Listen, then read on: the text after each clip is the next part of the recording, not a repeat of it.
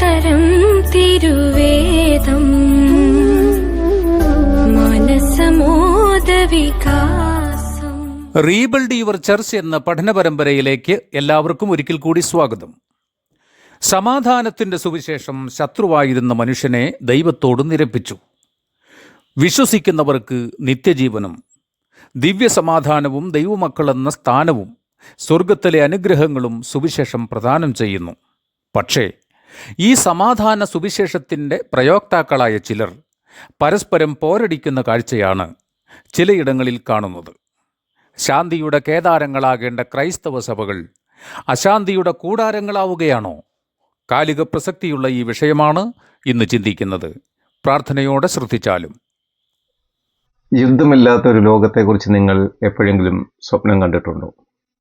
Doctor Sandeep Waslekar a world without war എന്ന ആ ഗ്രന്ഥത്തിൽ അദ്ദേഹം വിഭാവന ചെയ്യുന്നത് അങ്ങനെ ഒരു ലോകത്തെയാണ്. യുദ്ധമില്ലാത്ത സഭകളെക്കുറിച്ച് സ്വപ്നം കാണേണ്ട ഒരു കാലത്താണ് നമ്മൾ എത്തിയിരിക്കുന്നത് എന്നാണ് എനിക്ക് പലപ്പോഴും തോന്നുന്നത്. മെനോനൈസ്, ക്വാക്കേഴ്സ്, ആമീഷ് തുടങ്ങിയ സമൂഹങ്ങളൊക്കെ യുദ്ധത്തിന് എതിരായി നിലകൊള്ളുന്ന സമൂഹങ്ങളാണ്. യുദ്ധം എത്ര വലിയ വിനാശങ്ങളാണ് മനുഷ്യർക്ക് നൽകിയത്. യുദ്ധത്തിൻ്റെ ഏറ്റവും വലിയ തിന്മ എന്ന് പറയുന്നത് മനുഷ്യരുടെ സമാധാനത്തെ അത് കെടുത്തുന്നു, വലിയ നഷ്ടങ്ങൾ അത് സമൂഹത്തിനുണ്ടാക്കുന്നു എന്നുള്ളതാണ്. ആഭ്യന്തര യുദ്ധമാണ് ഒരു രാജ്യത്തിന് ഏറ്റവും അധികം നാശം ഉണ്ടാക്കുന്നത്. യേശുക്രിസ്തുവിൻ്റെ വാക്കുകൾ ശ്രദ്ധിക്കുക. ഒരു രാജ്യം തന്നിൽ തന്നെ ഛിദ്ദിച്ചു എങ്കിൽ ശൂന്യമാകും, ഒരു പട്ടണമോ ഗൃഹമോ തന്നിൽ തന്നെ ഛിദ്ദിച്ചു എങ്കിൽ നിലനിൽക്കുകയില്ല. മത്തായിയുടെ സുവിശേഷം 12-ാം അധ്യായം 25-26 വാക്യങ്ങളാണ്. യമൻ, ദക്ഷിണ Sudan, Syria, Afghanistan, Iraq, Libya, Somalia, അതുപോലെ ഉഗാണ്ട തുടങ്ങിയ രാജ്യങ്ങളെല്ലാം ക്ഷയിച്ചു പോയതിൻ്റെ കാരണം ആഭ്യന്തര കലാപങ്ങളാണ്, അല്ലെങ്കിൽ ആഭ്യന്തര യുദ്ധങ്ങളാണ്. ഈ തത്വം ഇന്നത്തെ ക്രൈസ്തവ സഭകളുടെ അവസ്ഥയോട് ബന്ധപ്പെടുത്തി ചിന്തിക്കുവാനാണ് ഞാൻ ഇന്ന് ആഗ്രഹിക്കുന്നത്. സഭകളുടെ ആഭ്യന്തര പ്രശ്നങ്ങൾ സഭകളുടെ സമാധാനത്തെ ഇന്ന് തകർത്തുകൊണ്ടിരിക്കുകയാണ്. ലിഡിയ ജോയി ലോണ്ടർവിൽ എന്ന ഒരു യുവതി എഴുതിയ ഒരു ലേഖനം വായിക്കുകയുണ്ടായി. അവരൊരു ഫണ്ടമെൻ്റൽ ബാപ്റ്റിസ്റ്റ് സഭാംഗമായിരുന്നു. ഇന്നും അവർ യേശുക്രിസ്തുവിനെ സ്നേഹിക്കുന്ന ഒരു യുവതി തന്നെയാണ്. 2023 അവർ എഴുതിയ ഒരു ലേഖനത്തിൻ്റെ തലക്കെട്ട് നമ്മെ വല്ലാതെ പേടിപ്പെടുത്തുന്ന ഒന്നാണ്. അതിങ്ങനെയാണ്: I found peace walking away from church. സഭയിൽ നിന്നും അകന്ന് നടക്കുമ്പോഴാണ് ഞാൻ യഥാർത്ഥ സമാധാനം കണ്ടെത്തിയത്. ലീഡിയുടെ എല്ലാ നിലപാടുകളോടും നമുക്ക് യോജിക്കുവാനാകില്ല. എന്നാൽ അവർ പറയുന്നത് എനിക്ക് സഭയിൽ സമാധാനം കണ്ടെത്തുവാൻ കഴിയാതെ പോയി എന്നുള്ള കാര്യമാണ്. ഓരോ ക്രിസ്ത്യാനിയുടെയും, വിശേഷാൽ ഓരോ ക്രിസ്തീയ സഭകളുടെയും നേതാക്കന്മാരായിട്ടുള്ള, ഇടയന്മാരായിട്ടുള്ള പുരോഹിതന്മാർ, മൂപ്പന്മാർ, സുവിശേഷകന്മാർ, പാസ്റ്റേഴ്സ്, അവരുടെയൊക്കെ കണ്ണുകൾ തുറപ്പിക്കേണ്ടതാണ് ഈ യുവതിയുടെ വെളിപ്പെടുത്തൽ. എല്ലാ സഭകളിലും പ്രശ്നങ്ങളാണെന്നോ സമാധാനം ഇല്ലെന്നോ ഒന്നുമല്ല ഞാൻ ഈ പറഞ്ഞു വരുന്നതിൻ്റെ അർത്ഥം എന്ന് പറഞ്ഞു. വളരെ മാതൃകയോടെ, വളരെ ആത്മീയ സന്തോഷത്തിലൊക്കെ മുൻപോട്ട് പോകുന്ന സഭകൾ, പ്രാദേശിക സഭകൾ ഈ പ്രദേശങ്ങളിലുണ്ട്, അതുപോലെ ലോകത്തിൻ്റെ വിവിധ ഭാഗങ്ങളിലുമുണ്ട്. ലോകത്തിലെ സകല മനുഷ്യരിലും വന്ന മാറ്റങ്ങൾ ക്രൈസ്തവ സമൂഹത്തെയും വല്ലാതെ മാറ്റിയിരിക്കുന്നു എന്നാണ് നമുക്ക് തോന്നുന്നത്. ഇത് സമൂഹത്തിലെ എല്ലാ മേഖലയിലും ദൃശ്യമാണ്. ലോകത്തിൻ്റെ മാറ്റങ്ങൾ സഭയിലേക്ക് വന്നിരിക്കുകയാണ്. ഒരിക്കൽ ഹൊറേഷ്യസ് ബോണർ എന്ന ഭക്തൻ പറഞ്ഞത് ഇങ്ങനെയാണ്: ഞാൻ സഭയെ അന്വേഷിച്ചു, ലോകത്തെ കണ്ടെത്തി. ഞാൻ ലോകത്തെ അന്വേഷിച്ചു, സഭയിൽ കണ്ടെത്തി. ലോകവും സഭയും തമ്മിൽ ഒന്നാകുന്ന ഒരു സ്ഥിതിവിശേഷം ഈ കാലഘട്ടങ്ങളിൽ വർദ്ധിച്ച് വരികയാണ്. ക്രിസ്തീയ വിശ്വാസികൾക്ക് അനുയോജ്യമല്ലാത്ത അനവധി കാര്യങ്ങൾ സഭയിലേക്ക് പ്രവേശിച്ചിരിക്കുകയാണ് ഇന്ന് ഈ കാലഘട്ടത്തിൽ.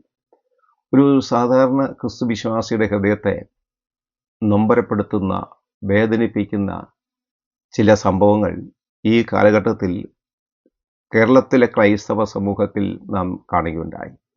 ഇന്നത്തെ പല സഭകളിലും ആവശ്യമായിട്ടുള്ളത് ഒരു പാക്സ് റൊമാനയാണ്. അഗസ്റ്റസ് സീസർ ഏകദേശം 2200 വർഷങ്ങളോളം റോമിൻ്റെ സമാധാനത്തിന് വേണ്ടി നടപ്പിലാക്കിയ ഒരു നടപടിയായിരുന്നു പാക്സ് റൊമാന എന്ന് അറിയപ്പെടുന്നത്. പാക്സ് എന്നാൽ റോമൻ സമാധാനത്തിൻ്റെ റോമൻ ദേവതയാണ്. പാക്സ് റൊമാന എന്ന് പറഞ്ഞാൽ റോമിൻ്റെ സമാധാനം എന്നാണ് അതിൻ്റെ അർത്ഥം. ഇന്ന് യഥാർത്ഥത്തിൽ ക്രൈസ്തവ സഭകൾക്ക് ആവശ്യമായിട്ടുള്ളത്, നമുക്ക് ആവശ്യമായിട്ടുള്ളത് ഒരു പാക്സ് എക്ലീസിയാസ്റ്റിക്കയാണ്. എന്ന് പറഞ്ഞാൽ ഒരു സഭയ്ക്ക് സമാധാനമാണ്, സഭകൾക്കുള്ള സമാധാനമാണ് എന്ന് നമുക്ക് ആവശ്യം. കുഞ്ചൻ നമ്പ്യാർ പാടിയത് കനകം മൂലം കാമിനി മൂലം കലഹം പലവിധം ഉലകിൽ സുലഭം എന്നാണ്. ഈ ലോകത്തിലെ സമൂഹത്തിലെ കലഹങ്ങളുടെ കാരണങ്ങളെക്കുറിച്ചാണ് അദ്ദേഹം പറയുന്നത്. ഇന്നത്തെ സഭകളുടെ കലഹങ്ങളുടെ അല്ലെങ്കിൽ സമാധാനക്കേടുകളുടെ കാരണങ്ങളും പലതാണ്. ഒരു കാരണം സിംഹാസന തർക്കമാണ്. ഈ ബാവകക്ഷിയും മെത്രാങ്കക്ഷിയും തമ്മിലുള്ള തർക്കത്തെക്കുറിച്ച് പരിശോധിച്ചാൽ 113 വർഷങ്ങളായിട്ടും ഇന്നും പരിഹരിക്കാൻ കഴിയാത്ത ഒരു പ്രശ്നമായി അത് തുടരുകയാണ്. പള്ളി പിടിക്കൽ, അതുപോലെ ആക്രമണങ്ങൾ, ഇതെല്ലാം ആ സമൂഹത്തിലെ സാധാരണ മനുഷ്യരെ വല്ലാതെ ഭയപ്പെടുത്തുന്ന കാര്യമാണ്. ക്രിസ്തുവിൻ്റെ ശിഷ്യന്മാരെന്ന് അഭിമാനിക്കുന്ന ആൾക്കാർ കക്ഷി വഴക്കുകൾ നിമിത്തമായി സമൂഹത്തിൽ എത്ര തെറ്റായ സാക്ഷ്യമാണ് നൽകിയത് എന്നതിൻ്റെ ഒരു ഉദാഹരണം ഞാൻ നിങ്ങളെ ഒന്ന് കാണിക്കാം. ആർക്കും വിട്ടുകൊടുക്കില്ലെന്ന് വ്യക്തമാക്കി യാക്കോബായ സഭാംഗങ്ങൾ പള്ളിക്കുള്ളിൽ നിലയുറപ്പിച്ചിരിക്കുകയാണ്. പെരുമ്പാവൂർ ASPയുടെ നേതൃത്വത്തിൽ 100ഓളം പോലീസുകാർ പരിസരത്ത് ക്യാമ്പ് ചെയ്യുന്നുണ്ട്. ഈ മാസം 28-നകം വിധി നടപ്പാക്കാനാണ് കോടതി നിർദ്ദേശം. കനത്ത പോലീസ് അകമ്പടിയിൽ എൻ്റെ സ്നേഹിതൻ്റെ മാതാപിതാക്കളുടെ ശവസംസ്കാര ശുശ്രൂഷയിൽ അടുത്ത കാലത്തെ ഞാൻ പങ്കെടുത്തത് ഓർക്കുന്നു. അതിന് കാരണം ബാബാകക്ഷിയും മെത്രാങ്കക്ഷിയും തമ്മിലുള്ള ആ വലിയൊരു പോര് ആ പള്ളിയിലെ നിലനിൽക്കുന്നുവെന്ന്. മരിച്ച വ്യക്തിയുടെ ശവം പോലും സമാധാനത്തോടെ സംസ്കരിക്കാൻ അനുവദിക്കാത്ത നിലയിലുള്ള വളരെ ദുഃഖകരമായ കാര്യമാണ് ക്രൈസ്തവ സമൂഹങ്ങളിൽ ചിലയിടത്ത് നിലനിൽക്കുന്നത്. സ്വന്തം ശിഷ്യന്മാരുടെ പാദങ്ങളെ ഒരു അടിമയെപ്പോലെ കഴുകിയ യേശുക്രിസ്തുവിൻ്റെ പ്രതിപുരുഷന്മാരെന്നും അതുപോലെ ശിഷ്യന്മാരെന്നുമൊക്കെ അവകാശപ്പെടുന്ന ആ നേതൃത്വം ഭരിക്കുന്ന സഭകളിലാണ് ഈ ദുസ്ഥിതി തുടരുന്നത് എന്നുള്ളത് ഒരു സാധാരണ ക്രൈസ്തവനെ, ആ സമൂഹങ്ങളിലെ ക്രൈസ്തവരെ ദുഃഖിപ്പിക്കുന്നതാണ്. ഈ ക്രൈസ്തവ കലഹത്തിൻ്റെ മറ്റൊരു കാരണം കുർബാനയുടെ പേരിലുള്ള തർക്കമാണ്. സമീപകാലത്തെ കേരളം കണ്ട ഏറ്റവും വലിയ സഭാതർക്കം എന്ന് പറയുന്നത് അങ്കമാലി എറണാകുളം അതിരൂപതയിലെ കുർബാന തർക്കമാണ്. ദൈവനാമം ഏറ്റവും അധികം ജനമധ്യത്തിൽ അപഹാസ്യമായ ഒരു സംഭവമാണ് ഈ കുർബാന തർക്കം. വൈദികൻ കുർബാന അർപ്പിക്കേണ്ടത് ജനത്തിന് അഭിമുഖമായിട്ടാണോ അതോ മദ്ബഹയ്ക്ക് അഭിമുഖമായിട്ടാണോ? ഇതാണ് ചില സഭകളുടെ സമാധാനം കെടുത്തിയ സംഭവം എന്ന് പറയുന്നത്. ഇതിലേത് വിഭാഗത്തിൻ്റെ നിലപാടാണ് ശരി എന്ന് പറയുവാൻ ഞാൻ ശ്രമിക്കുന്നില്ല. അന്തരിച്ച ബഹുമാനിതനായ ഫ്രാൻസിസ് മാർപ്പാപ്പയുടെ ഇടപെടൽ കൊണ്ടുപോലും പരിഹാരം കാണുവാൻ കഴിയാത്ത ഒരു പ്രശ്നമായി ഇന്നും ഈ പ്രശ്നം തുടരുകയാണ്. അൾത്താരയിൽ വിശുദ്ധ കുർബാന അർപ്പിച്ചുകൊണ്ടിരുന്ന പ്രായം ചെന്ന ഒരു പുരോഹിതനെ പള്ളിക്കുള്ളിൽ വെച്ച് അതേ ഇടവകയിലെ അംഗങ്ങൾ ആക്രമിച്ച സംഭവം ഏതു വ്യക്തിയെയാണ് ഞെട്ടിക്കാതിരുന്നത്? ഏത് ക്രൈസ്തവൻ്റെയും ഹൃദയത്തെ നൊമ്പരപ്പെടുത്തുന്ന ആ സംഭവമെന്ന് നിങ്ങൾ കാണുക. Diocese where Father John Thotupuram got injured. Now the conflict took place in a church that has been embroiled in a dispute over the unified Holy Mass. The physical confrontation erupted when Father John Thotupuram was offering Mass. The assailants damaged microphones, furniture and other materials in the church. 10 people were injured in the scuffle. Following the incident, Thalayo Lapar Ambupulis sealed off the church completely. 10 people that have been injured in this particular church scuffle. Father John Thotu. കുർബാനയുടെ പേരിൽ നമ്മുടെ കൊച്ചു കേരളത്തിൽ അടുത്ത ഇടെ നടന്ന ദുഃഖകരമായ ഒരു സംഭവമായിരുന്നു അത്. ഇനി സഭയുടെ സമാധാനത്തെ കെടുത്തുന്ന മറ്റൊരു കാരണം എന്ന് പറയുന്നത് സ്ഥാനത്തിന് വേണ്ടിയുള്ള തർക്കങ്ങളാണ്, സ്ഥാനമാനത്തിന് വേണ്ടിയുള്ള തർക്കങ്ങളാണ്. പ്രസിഡന്റ്, സെക്രട്ടറി, മൂപ്പൻ സ്ഥാനം, ശുശ്രൂഷകൻ, സെൻട്രൽ പാസ്റ്റർ, ബിഷപ്പ്, അപ്പോൾ ഇങ്ങനെയുള്ള സ്ഥാനങ്ങൾക്ക് വേണ്ടിയുള്ള മത്സരങ്ങൾ ക്രൈസ്തവ സഭകളുടെ സമാധാനത്തെ ഈ കാലഘട്ടത്തിൽ കെടുത്തുകയാണ്. പോലീസ് സംരക്ഷണയിലാണ് കേരളത്തിലെ ഒരു വേർപെട്ട സഭാവിഭാഗത്തിൻ്റെ ജനറൽ ഇലക്ഷൻ നടക്കുന്നത് എന്ന് അറിയുമ്പോൾ ആ പ്രശ്നത്തിൻ്റെ ആഴം ആർക്കും തന്നെ ബോധ്യമാകും. പുതിയ നിയമ ഉപദേശവും വേർപാടും വിശുദ്ധിയും വാതോരാതെ നാഴികയ്ക്ക് 40 വട്ടം പറയുന്ന പ്രിയപ്പെട്ടവരിൽ ചിലർ കസേരയ്ക്കായി കാട്ടിക്കൂട്ടുന്ന വീര്യപ്രവൃത്തികൾ ആണിത്.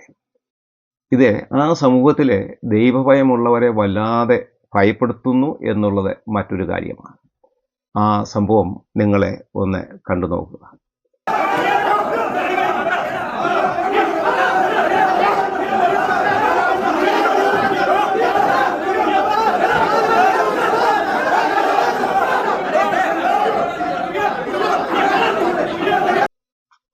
ഇനിയും ഈ സഭാ കേസുകളുടെ നടത്തിപ്പിനായി സഭാ നേതൃത്വം കോടതികൾ കയറി ഇറങ്ങുകയാണെന്ന്. ലക്ഷക്കണക്കിന് പണമാണ് അവിശ്വാസികളായ അഡ്വക്കേറ്റിൻ്റെ പോക്കറ്റിൽ നിന്നും ഇവരുടെ കയ്യിൽ നിന്ന് എത്തിച്ചേരുന്നത്. ഇത്തരമൊരു സ്ഥിതിവിശേഷം കൊരിന്തിൽ ഉണ്ടായ സന്ദർഭത്തിൽ കൊരിന്ത്യരോട് പൗലോസ് പറയുന്നത് നിങ്ങളെ ഒന്ന് ശ്രദ്ധിക്കുക. 1 കൊരിന്ത്യർ 6-ാം അധ്യായം അതിൻ്റെ 1 മുതൽ 6 വരെയുള്ള വാക്യങ്ങളിലാണ് നമ്മൾ അത് വായിക്കുന്നത്. പൗലോസ് ചോദിക്കുന്നു, നിങ്ങളിൽ ഒരുത്തന് മറ്റൊരുത്തനോട് ഒരു കാര്യമുണ്ടെങ്കിൽ വിശുദ്ധന്മാരുടെ മുമ്പാകെയല്ല അഭക്തന്മാരുടെ മുമ്പിൽ വ്യവഹാരത്തിന് പോകുവാൻ തുനിയെന്നുമോ? നിങ്ങൾക്ക് ലജ്ജയ്ക്കായി ഞാൻ ചോദിക്കുന്നു, സഹോദരന്മാർക്ക് മധ്യേ കാര്യം തീർപ്പാൻ പ്രാപ്തിയുള്ളൊരു ജ്ഞാനിയും നിങ്ങളുടെ ഇടയിൽ ഇല്ലയോ? അല്ല, സഹോദരൻ സഹോദരനോട് വ്യവഹരിക്കുന്നു, അതും അവിശ്വാസികളുടെ മുമ്പിൽ തന്നെ. അപ്പോൾ ഇത് പൗലോസിനെ വല്ലാതെ ഭയപ്പെടുത്തിയ ഒരു പ്രശ്നമായിരുന്നു. പൗലോസ് കൊരിന്ത്യരോട് അതാണ് ചോദിക്കുന്നത്. നമ്മൾ ഒരു കാര്യം ഓർക്കണം, ലോകത്തെ ഏറ്റവും അധികം വിലയുള്ളത് എന്താണ് എന്ന് നാം അറിയാം. അത് സമാധാനമാണ്. ആ സമാധാനമാണ് ഇന്ന് നഷ്ടപ്പെട്ടുകൊണ്ടിരിക്കുന്നത്. നെപ്പോളിയൻ സമാധാനത്തെക്കുറിച്ച് പറഞ്ഞ വാക്ക് ലോകത്തിൻ്റെ സമാധാനത്തെക്കുറിച്ചുള്ള ഒരു കാഴ്ചപ്പാടാണ്. അദ്ദേഹം പറയുന്നത്, if you want peace prepare for war. നിങ്ങൾക്ക് സമാധാനം ആവശ്യമാണ് എങ്കിൽ നിങ്ങൾ യുദ്ധത്തിന് തയ്യാറാകുക. അപ്പോൾ ലോകരാഷ്ട്രങ്ങൾ ആയുധങ്ങൾക്കും മറ്റുമായിട്ട് ചെലവഴിക്കുന്ന ആ പണത്തിൻ്റെ 2% മാറ്റിവെച്ചാൽ ലോകത്തിലെ ഭക്ഷ്യക്ഷാമത്തിൻ്റെ ഒരളവ് വരെ പരിഹരിക്കാൻ സാധിക്കും എന്നാണ് കണക്കാക്കുന്നത്. അപ്പോൾ ശത്രുവിനെ തോൽപ്പിച്ച് സമാധാനം നേടുകയാണ് ലോകത്തിൻ്റെ സമാധാനത്തിനുള്ള ശ്രമത്തിൻ്റെ ഒരു മാർഗമെന്ന് പറയുന്നത്. അതുകൊണ്ടാണ് ആ സമാധാനത്തിനെതിരായിട്ടുള്ള ഒരു സമാധാനമാണ് യേശു നൽകിയത്. യേശു പറഞ്ഞു, ഞാൻ എൻ്റെ സമാധാനം നിങ്ങൾക്ക് തന്നേച്ചു പോകുന്നു, അത് ലോകം തരുന്നത് പോലെയല്ല. യോഹന്നാൻ്റെ സുവിശേഷം 14:27. അപ്പോൾ ലോകത്തിൻ്റെ സമാധാനവും ക്രിസ്തീയ സമാധാനവും രണ്ടും രണ്ടാണ്. അപ്പോൾ യേശുക്രിസ്തുവിൻ്റെ ആ സമാധാനത്തിൻ്റെ പാത വിട്ടാണ് ഇന്ന് അനേക ക്രൈസ്തവ നേതാക്കന്മാരും ക്രൈസ്തവ സഭകളും മുൻപോട്ട് പോകുന്നത് എന്ന് നമ്മളറിയില്ല. അപ്പോൾ സഭകളുടെ അനൈക്യങ്ങളും പടലപ്പണക്കളങ്ങളും പോർവിളികളും സഭകളുടെ നിലനിൽപ്പിനെയും അതുപോലെ സഭകളുടെ വളർച്ചയെയും വല്ലാതെ ബാധിച്ചിരിക്കുന്നു എന്നുള്ള സത്യം സഭാ നേതൃത്വം തിരിച്ചറിയുവാൻ വളരെ വൈകിയിരിക്കുന്നു എന്നാണ് എനിക്ക് തോന്നുന്നത്. ജോൺ ഷെൽബി സ്പോഞ്ചിൻ്റെ ഒരു മനോഹരമായ പുസ്തകമാണ് why Christianity must change or die എന്ന പുസ്തകം. അമേരിക്കൻ ക്രിസ്ത്യാനിറ്റിയിലെ പ്രതിസന്ധികളിൽ നിന്നും എങ്ങനെ ആ സഭകളെ കരകയറ്റാം എന്നാണ് ആ പുസ്തകത്തിൽ ജോൺ ഷെൽബി പറയുന്നത്. നിങ്ങൾക്ക് സമാധാനം ആവശ്യമെങ്കിൽ യുദ്ധത്തിനായി തയ്യാറാകുക എന്ന് പറഞ്ഞ നെപ്പോളിയൻ ബോണപ്പാർട്ടിൻ്റെ ഫ്രാൻസും അതുപോലെ യമൻ, ദക്ഷിണ Sudan, Syria, Afghanistan, Iraq, Libya, Somalia, അതുപോലെ ഉഗാണ്ട തുടങ്ങിയ ഈ രാജ്യങ്ങളൊക്കെയും ആഭ്യന്തര കലാപത്തിലൂടെയാണ് തകർന്നത് എന്നുള്ള കാര്യവും നമ്മൾ മനസ്സിലാക്കണം. അപ്പോൾ പരസ്പരം പോരടിക്കുന്ന സഭകളുടെ അവസ്ഥയും ഇത് തന്നെയാണ്. അവർ വലിയൊരു നാശത്തിലേക്ക് പോകുന്നു എന്നുള്ള തിരിച്ചറിവ് നേതൃത്വത്തിന് വിശേഷാൽ ഉണ്ടാകേണ്ടത് ആവശ്യമാണ്. ക്രൈസ്തവ സഭകളിൽ നിലനിൽക്കുന്ന പ്രശ്നങ്ങളുടെ പരിഹാരത്തിന് ആരാണ് യഥാർത്ഥത്തിൽ മുന്നിട്ടിറങ്ങേണ്ടത് എന്ന് നിങ്ങൾ ചോദിച്ചാൽ ഞാൻ പറയും, സഭാ നേതൃത്വം തന്നെയാണ് ആ കാര്യത്തിൽ മുൻകൈയെടുക്കേണ്ടത്. വേലി തന്നെ വിളവ് തിന്നുന്ന ഒരവസ്ഥയാണ് ഇന്നുള്ളത്. ഏലി അതുപോലെ ഹൊഫ്നി, ഫിനഹാസ് എന്നീ പുരോഹിതന്മാരുടെ കാലത്തെ ഇതേ അവസ്ഥ ഉണ്ടായിരുന്നുവെന്ന് ശമൂവേലിൻ്റെ 1-ാം പുസ്തകത്തിലേക്ക് ചെല്ലുമ്പോൾ അതിൻ്റെ 3-4 അധ്യായങ്ങൾ നമുക്ക് കാണാൻ സാധിക്കും. 3-4 അധ്യായങ്ങളിൽ ഫെലിസ്ത്യരോടെ അവരെ പലതവണ യുദ്ധത്തിൽ പരാജയപ്പെടുന്നു. ഏകദേശം 34,000 ആൾക്കാർ ആ യുദ്ധങ്ങളിൽ പരാജയപ്പെട്ടതായി നമ്മൾ വായിക്കുന്നു. ഇസ്രയേലിൻ്റെ ആത്മീയ നേതാക്കന്മാരുടെ ധാർമ്മിക തകർച്ച ദൈവകോപത്തെ ക്ഷണിച്ചു വരുത്തി എന്നാണ് നമ്മൾ വായിക്കുന്നത്. 1 ശമൂവേൽ 4-ാം അധ്യായത്തിൻ്റെ 17-ാമത്തെ വാക്യം വായിക്കുമ്പോൾ ആ യുദ്ധത്തിൽ തോറ്റുപോയ ആ യുദ്ധത്തിൽ നിന്ന് ഒരു ബെന്യാമീനൻ ഏലിയുടെ അടുത്തേക്ക് ഓടി വന്ന് അവൻ പറയുന്ന 3 പ്രധാനപ്പെട്ട കാര്യങ്ങൾ ഇങ്ങനെയാണ്. ഏലിയോട് അവൻ പറഞ്ഞു, ജനത്തിൽ ഒരു വലിയ സംഹാരമുണ്ടായി. ഏകദേശം 30,000 ആൾക്കാർ, അതിനു മുമ്പ് ഒരു 4,000 ആൾക്കാർ. അതുപോലെ തന്നെ നിന്റെ മക്കളായ ഹൊഫ്നിയും ഫിനെഹാസും മരിച്ചുപോയി. 3-ാമത്തെ കാര്യം ഈ ബെന്യാമീൻ പറഞ്ഞത് കൂടാരം അല്ലെങ്കിൽ പെട്ടകം പിടിക്കപ്പെട്ടുവെന്നാണ്. അപ്പം അവിടെ കൊണ്ടും നഷ്ടം അവസാനിച്ചില്ല. ഇത് കേട്ട ഏലി വീണ് മരിക്കുകയാണ് ചെയ്തത്. അതുപോലെ ഫിനെഹാസിൻ്റെ ഭാര്യ പ്രസവത്തോടെടുത്ത ഒരു സ്ത്രീയായിരുന്നു. അവൾ പ്രസവിച്ച ആ സമയത്ത് ഒരു ആൺകുഞ്ഞിനെ പ്രസവിച്ചു. അവൾ മരിക്കുന്ന തൊട്ട് മുൻപേ അവൾ ആ കുട്ടിക്കിട്ട ഒരു പേരിതാണ് ഈഖാബോദ്, മഹത്വം ഇസ്രയേലിൽ നിന്ന് പോയി. ഇന്ന് ക്രൈസ്തവ സഭകളുടെ അവസ്ഥ ഇത് തന്നെയാണ്. മഹത്വം നഷ്ടപ്പെട്ട സഭകളെയാണ് ലോകത്തിൻ്റെ ഒട്ടുമിക്ക ഭാഗങ്ങൾ നമുക്ക് കാണാൻ സാധിക്കും. യെരുശലേമിൻ്റെ മതിൽ പണിക്കായിട്ട് മുന്നിട്ടിറങ്ങിയ നെഹമ്യാവ് ഇന്നത്തേതിന് സമാനമായ ഒരു പ്രതിസന്ധിയാണ് നേരിട്ടത്. നെഹമ്യാവിൻ്റെ പുസ്തകം 4-ാം അധ്യായം അതിൻ്റെ 19-ാമത്തെ വാക്യം വായിക്കുമ്പോൾ അവിടെ നെഹമ്യാവ് പറയുകയാണ്, ഞാൻ പ്രഭുക്കന്മാരോടും പ്രമാണികളോടും ശേഷം ജനത്തോടും അതുപോലെ വേല ചെയ്യുന്ന ജനത്തോടും പറഞ്ഞത്, വേല വിശാലമായതും ആകുന്നു, നാം മതിലിന്മേൽ തമ്മിൽ ഇരിക്കുന്നു എന്നാണ് നെഹമ്യാവ് പറഞ്ഞത്. ഇന്ന് ആണെങ്കിൽ ബിഷപ്പ്മാരോടും അച്ഛന്മാരോടും സെൻട്രൽ പാസ്റ്റർമാരോടും മൂപ്പന്മാരോടും സുവിശേഷന്മാരോടുമാണ് നാം മതിലിന്മേൽ തമ്മിൽ അകന്ന് ചെതറിയിരിക്കുന്നു എന്ന് പറയേണ്ടത്. ദാവീദ് യെരുശലേമിൻ്റെ സമാധാനത്തിനായി പ്രാർത്ഥിക്കാൻ ആവശ്യപ്പെട്ടതുപോലെ ഇന്ന് സഭകളുടെ സമാധാനത്തിനായി പ്രാർത്ഥിക്കേണ്ട ഒരു കാലഘട്ടത്തിലേക്കാണ് ഇന്നത്തെ ക്രൈസ്തവ വിശ്വാസികൾ എത്തിയിട്ടുള്ളത്. മനുഷ്യ സമൂഹം വളരെ പ്രശ്നങ്ങളിലൂടെ കടന്നുപോവുക. മദ്യം, മയക്കുമരുന്ന്, കുടുംബ പ്രശ്നങ്ങൾ, കൗമാരക്കാരുടെ ഇടയിലെ പ്രശ്നങ്ങൾ, ധാർമ്മികമായ തകർച്ചകൾ, വിവാഹമോചനം, തൊഴിലില്ലായ്മ, സാമ്പത്തിക പ്രതിസന്ധി. അപ്പോൾ ഇങ്ങനെയുള്ള ഒട്ടനവധി പ്രശ്നങ്ങളെ മനുഷ്യൻ നേരിട്ടുകൊണ്ടിരിക്കുന്ന ഒരു കാലഘട്ടത്തിൽ മനുഷ്യ സമൂഹത്തിന് യഥാർത്ഥ ശാശ്വതമായ സമാധാനം നൽകേണ്ടത് നമ്മുടെ ഉത്തരവാദിത്തമാണ്, ക്രൈസ്തവരുടെ ഉത്തരവാദിത്തമാണ്. സമാധാനം നഷ്ടപ്പെട്ട ലോകത്തിന് ക്രിസ്തുവിൻ്റെ സമാധാനം നൽകേണ്ട ഉത്തരവാദിത്വം നമുക്കുള്ളതാണ് എന്നത് ഓരോ ക്രൈസ്തവനും മനസ്സിലാക്കേണ്ടത് ഏറ്റവും ആവശ്യമാണ്. യേശുക്രിസ്തു സമാധാനത്തിൻ്റെ പ്രഭുവാണ്. യേശുവിൻ്റെ ജനനത്തിൻ്റെ സമയത്ത് സ്വർഗീയ സൈന്യം പാടിയത് ഇങ്ങനെയാണ്, ഭൂമിയിൽ ദൈവപ്രസാദമുള്ള മനുഷ്യർക്ക് സമാധാനം. യേശുക്രിസ്തു ഗിരിപ്രഭാഷണങ്ങളിൽ പറഞ്ഞ വാക്ക് സമാധാനത്തെക്കുറിച്ച് പറഞ്ഞത് ഇങ്ങനെയാണ്, സമാധാനം ഉണ്ടാക്കുന്നവർ ഭാഗ്യവാന്മാരാണ്, അവർ ദൈവത്തിൻ്റെ പുത്രന്മാർ എന്ന് വിളിക്കപ്പെടും. മത്തായിയുടെ സുവിശേഷം 5-ാം അധ്യായം അതിൻ്റെ 9-ാമത്തെ വാക്യത്തിൽ നാം ഇങ്ങനെ വായിക്കുന്നു, വിഭാഗീയതയും കോടതി വ്യവഹാരങ്ങളും അതുപോലെ അതൊക്കെ കൊരിന്തു സഭയുടെ സാക്ഷ്യത്തെ ലോകത്തിൻ്റെ മുമ്പിൽ കളങ്കപ്പെടുത്തിയപ്പോൾ പൗലോസ് അവരോട് പറഞ്ഞ വാക്ക് ഇങ്ങനെയാണ്, നിങ്ങൾ സാധാരണ മനുഷ്യരല്ലയോ. ഇന്ന് നമ്മൾ ഓർക്കേണ്ടത് നമ്മുടെ അവസ്ഥയും ക്രൈസ്തവരുടെ അവസ്ഥയും ഏകദേശമൊക്കെ ഇതുപോലെ ആയിട്ടില്ലേ എന്ന് പരിശോധിക്കാം. സങ്കീർത്തനം 122:1 നമുക്ക് ദൈവത്തിൻ്റെ ആലയത്തിലേക്ക് പോകാം എന്ന് അവർ എന്നോട് പറഞ്ഞപ്പോൾ ഞാൻ സന്തോഷിച്ചു എന്ന് നമ്മൾ വായിക്കുന്നുണ്ട്. ഇന്ന് സഭയിലേക്ക് പോകാൻ അല്ലെങ്കിൽ സഭായോഗങ്ങളിലേക്ക് പോകാൻ, ആരാധനയ്ക്ക് പോകാൻ, പള്ളിയിലേക്ക് പോകാൻ എന്ന് പറയുമ്പോൾ അല്ലെങ്കിൽ പോകാമെന്ന് പറയുമ്പോൾ നമ്മുടെയൊക്കെ മനസ്സിലെ ചിന്തകൾ എന്താണ് എന്ന് നമ്മൾ ചിന്തിക്കുക. യഥാർത്ഥത്തിൽ ആ സന്തോഷത്തോടെയാണോ ഇന്ന് പലരും ഈ ആത്മീയ കൂട്ടായ്മകളിലേക്ക് പോകുന്നത്? അപ്പോൾ ഇന്നത്തെ ഈ പ്രതിസന്ധിയുടെ കാരണം എന്ന് പറയുന്നത് ഇത് സഭകളുടെ സമാധാനം നഷ്ടപ്പെട്ടിരിക്കുന്നു എന്ന് ഉള്ളതാണ്. സഭകളിൽ നിന്ന് അനേക യുവാക്കന്മാർ യുവതലമുറ അകലാനുള്ള പ്രധാനപ്പെട്ട കാരണം എന്ന് പറയുന്നത് ഇന്ന് ഒരു ആത്മീയമായ ആ സന്തോഷം, ആ സ്വസ്ഥത, ആ സമാധാനം ഇന്ന് പല സഭകളിലും അനുഭവിക്കാൻ കഴിയുന്നില്ല എന്നുള്ളതാണ്.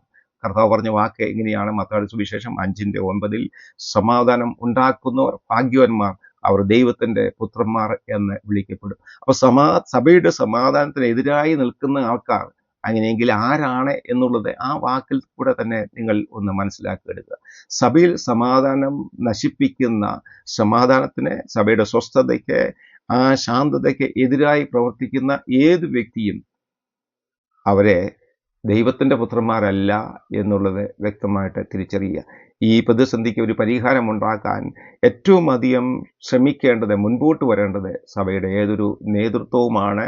സഭകൾ ഈ നിലയിൽ പ്രതികൂലങ്ങളിലൂടെ, പ്രശ്നങ്ങളിലൂടെ മുൻപോട്ട് പോയാൽ, ആഭ്യന്തരമായ ആ കലഹങ്ങളിലൂടെ മുൻപോട്ട് പോയാൽ സഭയുടെ അസ്തിത്വം ചോദ്യം ചെയ്യപ്പെടുന്ന ഒരു കാലഘട്ടം സമീപകാലത്തുണ്ടാകും എന്നുള്ളത് നാം തിരിച്ചറിഞ്ഞ് ഒരു അനുരഞ്ജനത്തിന്, ഒരു പരിഹാരത്തിന് നാം മുന്നിട്ടിറങ്ങേണ്ട കാലം അതിക്രമിച്ചിരിക്കുന്നു എന്നാണ് എനിക്ക് തോന്നുന്നത്.